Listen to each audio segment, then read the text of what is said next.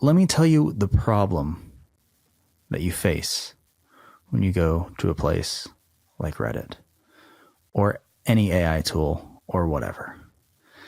They have no clue about you and your real personality and your real life and the things that you actually want to do. They have no context for the decisions that you make. Nobody's a robot.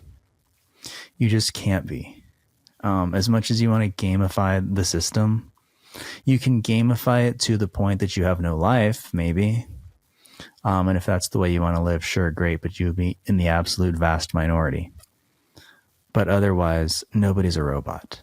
And the sad part about something like Reddit is that when you have an audience as large as the entire world, which is what the internet is, you tend to see the absolute outliers kind of put on the front page. So you get those robot type personalities, sharing information freely as if everybody should be thinking like this. It's kind of bizarre. Let me just pull some posts here because I think that's what people really want to listen to. Okay, so I saw this post recently. It's titled, "My retired dad told me his financial planner charges him 0.8% fee. I self-manage, but if I had that same fee, it would push out my target retirement age by 6 years." He does a whole write-up. There's a whole thread. It's popular. There's a bunch of comments. And then it starts to cycle and it goes out of, it just starts crashing out. In the post, what this guy says is he says, based on my assumptions, one of my assumptions is that I'm going to spend $100,000 a year in retirement. I should be able to retire by age 55. How did he do that, by the way? He went into his calculator. This is literally what he says. And he punches in his numbers and he assumes a 7% return and 3% inflation and $100,000 spend, and he's going to retire at age 55. That's what he said. And he said, if I change that to 6.2, because, my dad's advisor is charging 0.8%. So if I change my return from 7 to 6.2, that would change my target retirement age from 55 to 61. Now, there are a number of issues with this. And I don't know which ones I should start with first. But the primary issue, as I see it, is that they're simply making linear projections into the future with zero contingency plan for anything else. You do realize that when you retire, there's functionally 3 buttons you can press. When you retire, how much money you're going to spend in retirement, and what return you're going to get for the rest of your life. Capital market assumption. Okay.